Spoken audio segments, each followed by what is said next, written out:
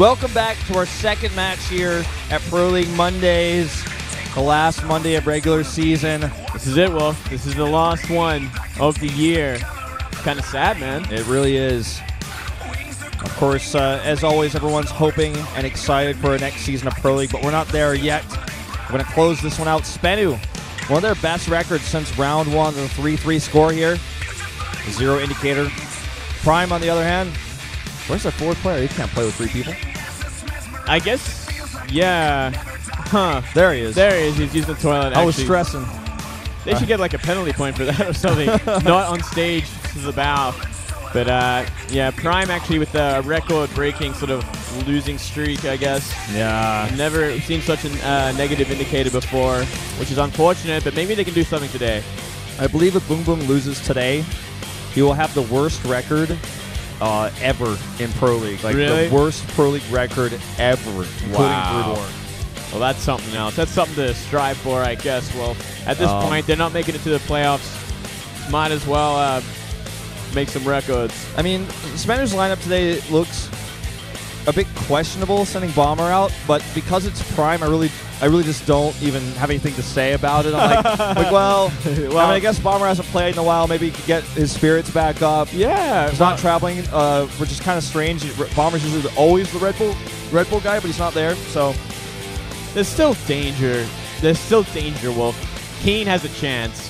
He's up against jjakji, and KeeN's like the one player on Prime right now that can get points, I feel, which is kind of mean to say, but they just haven't been really doing well. We're done sugarcoating. Yeah, I mean, I want, like, find me a Prime player who has a more than 10% win rate this season. I dare you. Like, try to find it. Oh, that's that's right. That's right. I said 10%. I didn't say 50%. I didn't say 40. I didn't say 35. I said 10%. I gotta say it's probably it's extremely disappointing for us. Yeah.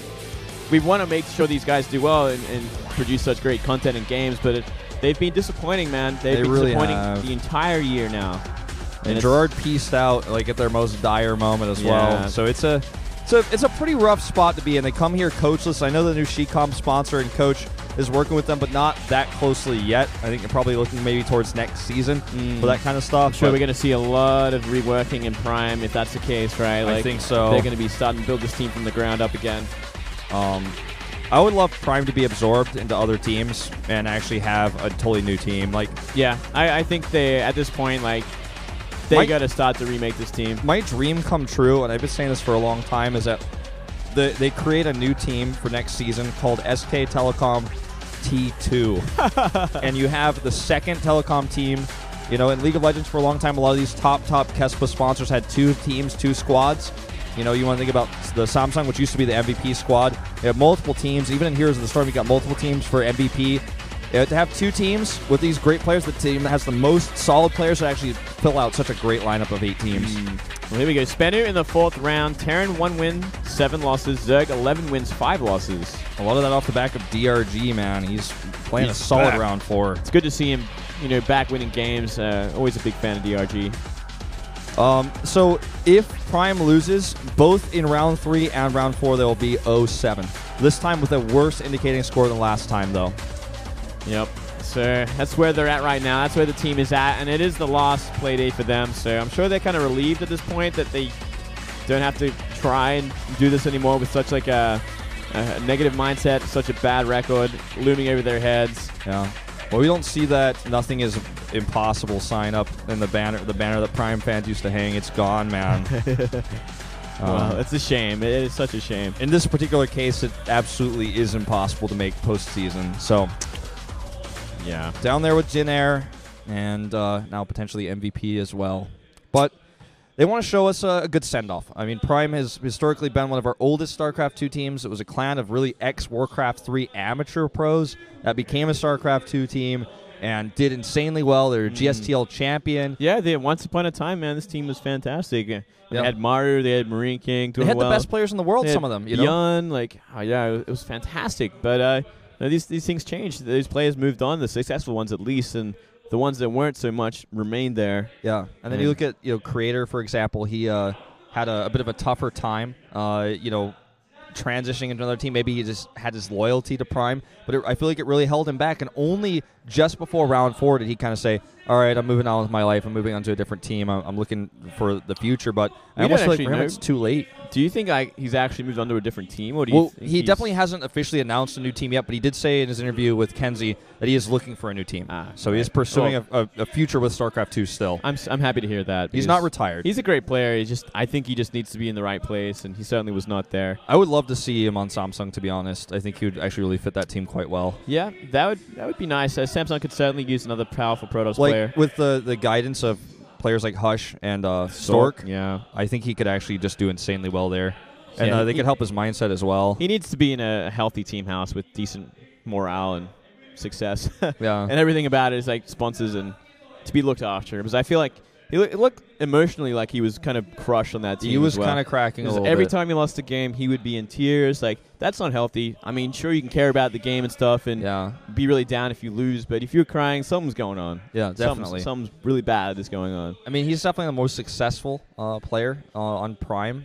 So, I mean, he held the team together. Now that he's gone, I can't even imagine what it's like to be Tang in this moment. Like, who do I look up to? What do I do? I can't even look up to Yoda anymore because he's having his worst round ever. You know, you look at KeeN, and it's like, well, you were really good once. What do we do? And KeeN's probably just looks like every time I see KeeN, he looks like he's in total despair as well. It's just a bad place. It's a bad time to be on Prime. They kind of feel like they're waiting for it to end more than anything else. Like, we're building the hype up for this game so much. I look at like.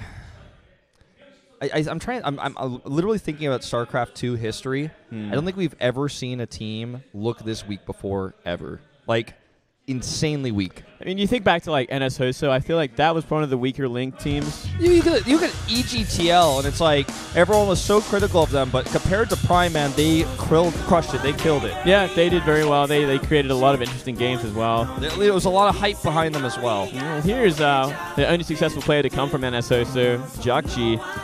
A one-time GSL champion, you can see he's wearing the pin. Yep. Wearing it with pride. Still a fantastic player. He's got potential to win this one today. I feel like he's got the most dangerous matchup. He's going to be up against KeeN, and KeeN is the one-point getter, I feel like, for Prime at this point. He can still play well, but he's had some devastating games as well. He's 0-4 versus Terran this season. He's 3-10. And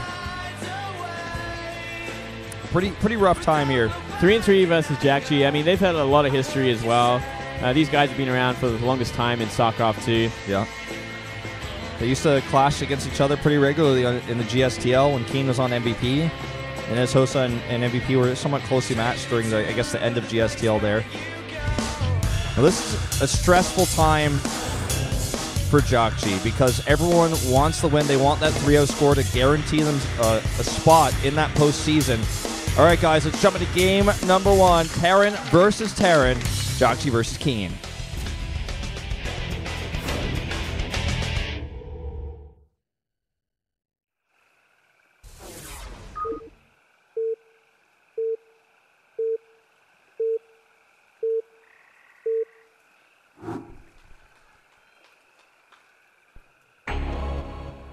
The bottom right in red, a GSL champion, it's jjakji.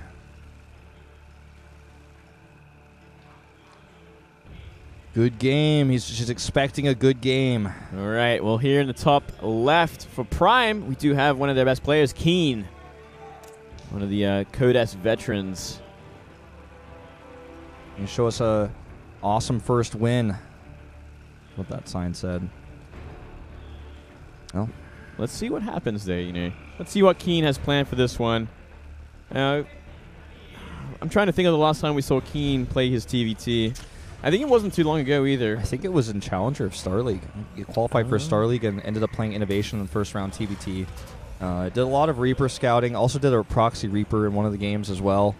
That's the last game I can think of. So I remember I was at the studio when it happened, but I wasn't casting because I had to go cast World of Tanks, and you were casting with Valdez. But it's a while back now. I think it was Challenger. That's a long for time this ago. Season, yeah. A few months ago now, or a few weeks ago rather. Now, do you think either player plans on going mech this game? I feel like with the openings already the way they are, jjakji might be with that very early gas. I would expect KeeN to do more aggressive timing-oriented builds just off of 2 base.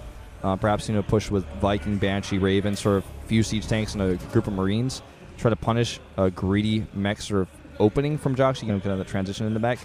Because that's what he's liked to do, and when he was actually good at the matchup back in the day, in TVT, like at Wings of Liberty, really, he would do a lot of pushes like that.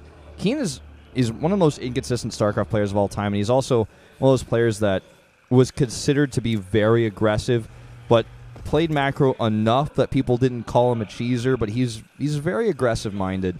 I think we're going to see probably a little bit more aggression out of him. I don't think he's going to try to conquer jjakji in the late game in mech versus mech. Yeah, it certainly does not seem like him. He's always loved like the the Marine tank sort of style, I guess. Like thinking back to his Code S days as well. Like it's always just been his style. He never really tried anything else. He was very comfortable with it. It's going to be interesting there, with the current meta the way it is, with mech being so strong on a lot of these maps.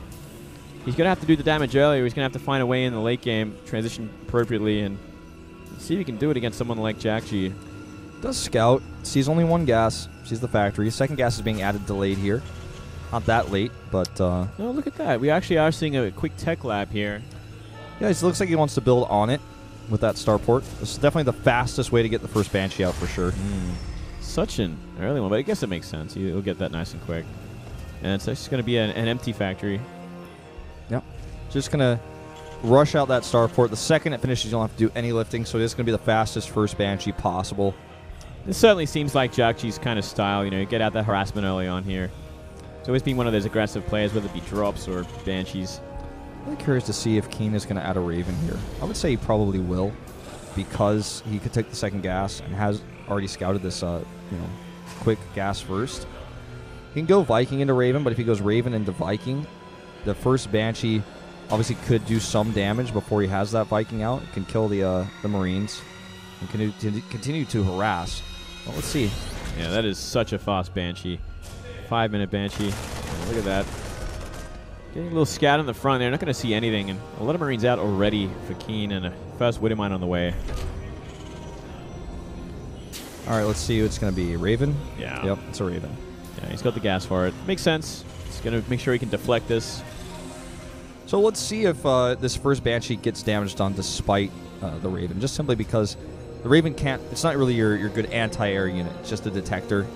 And obviously, very useful later on for other things as well. But going to have a few Marines out. It's all going to be about the micro here for jjakji. And we saw Gumiho with some incredible Banshee micro in our previous series. Yeah, it's certainly one thing that, even though it's a Raven is out this early, the only other anti-air is Marines, and they can just be kited, and a lot of damage can be done to them. Yeah, it's like one of those master challenges in like the single player in StarCraft where you actually like kite against Marines with a Banshee. Yeah, that's what he's playing right now. He's about to play. Yep. Hopefully he's been practicing that. All right, CCs for both on the way. Once the Viking is out, this attack is going to end. No Widowmine. Oh, there is a Widowmine there. Okay. Yeah, it's a good place for it too. It's like he's really expecting this from jjakji as well. He's playing very smartly. It feels like he's really done his research on this player. Going to be able to delay the CC for sure with 2 shots here. Factory actually kind of working against these Marines. And he could actually significantly delay this by continuing to kite, but again, once the Viking is out... No deal. No deal. No deal at all. And Countercloak from KeeN. Zone follow-up here. This could do something. But like, as we say that, 2 Vikings on the way, as well as that Raven is out already. Fans coming from all over the world. Flying in just for StarCraft. Not just coming from Busan, like we mentioned earlier. He's like, can I deny this? I'm like, no, you can't. Sorry about that. Sorry about that, jjakji.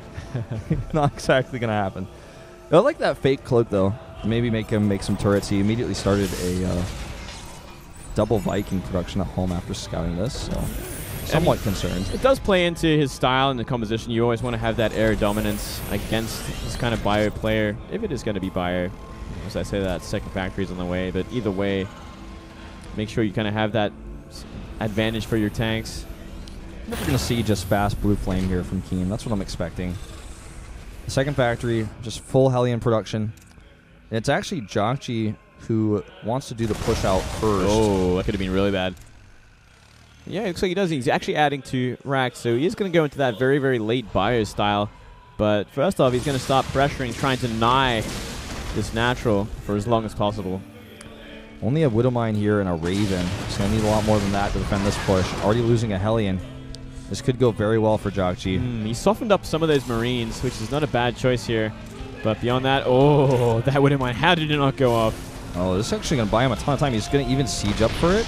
I think he probably should just try to, have it hit like one Marine or something to move on. Yeah, that would make sense. All right, Raven here going to be a good detection source against this Banshee, which goes down to 40 health.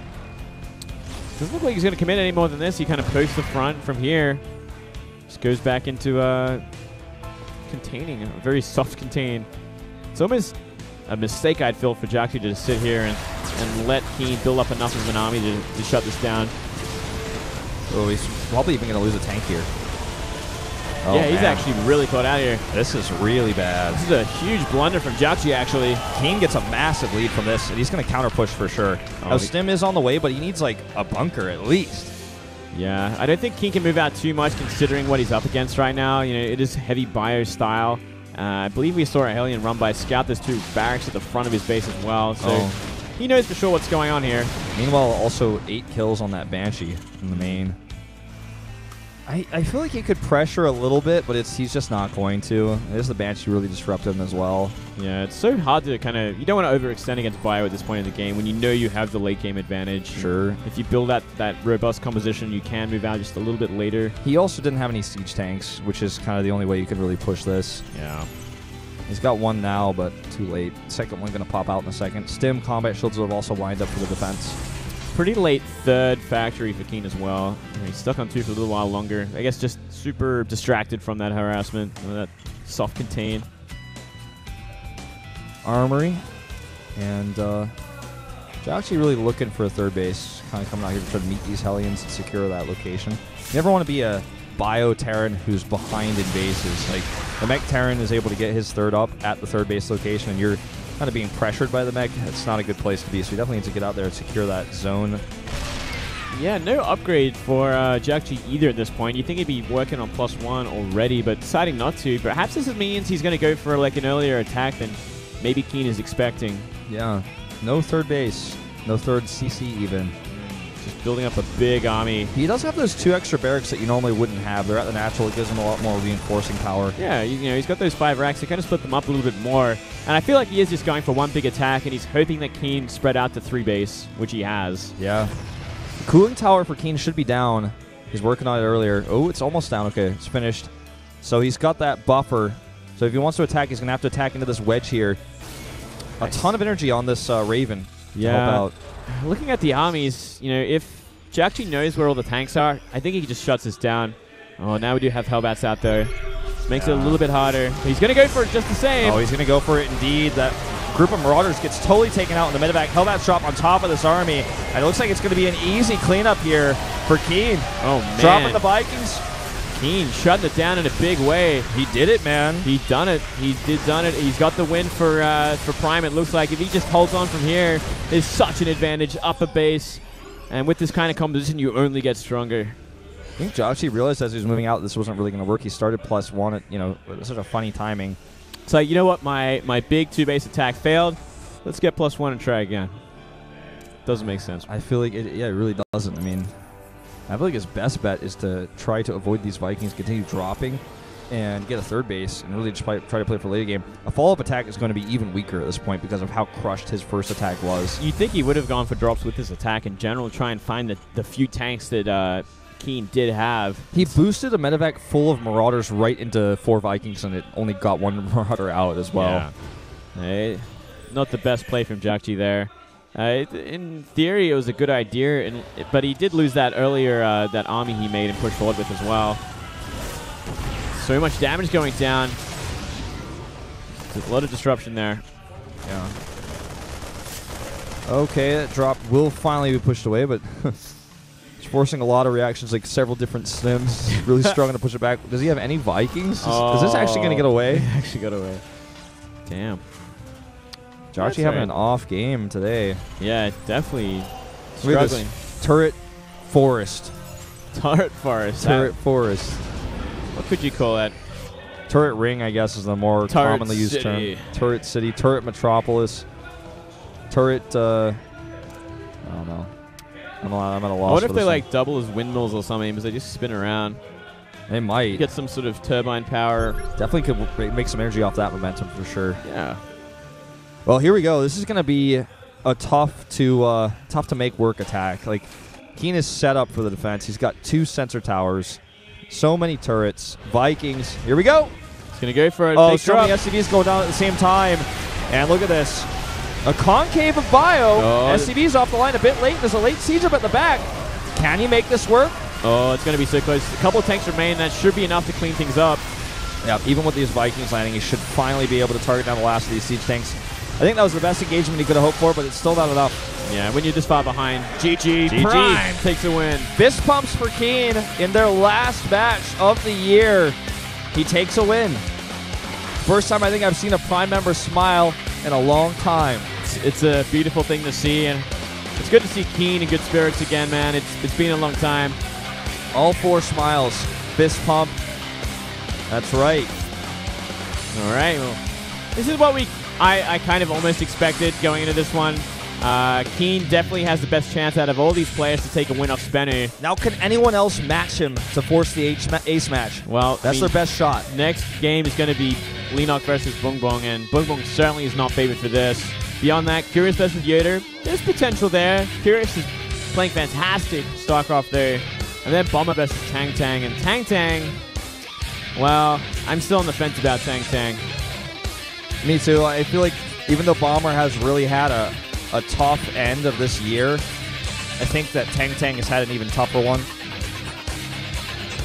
So, let's see. I mean, jjakji already failing to deliver. And this is SBENU's most important match. If they mess this up and lose to Prime, besides the embarrassment of losing to Prime, who's currently at 0-6 with, like, negative infinity indicator points, I think it would just be the most horrible situation. We saw last round 3, DRG failed to deliver. SBENU's only way that they were not making it the postseason is if they lost 0-3. Yeah. And now it's like, can you not beat Prime? Well, one thing to note is they would have secured their spot if they won 3-0, and they didn't. So jjakji actually cost SBENU a very easy move to the playoffs. They're still very high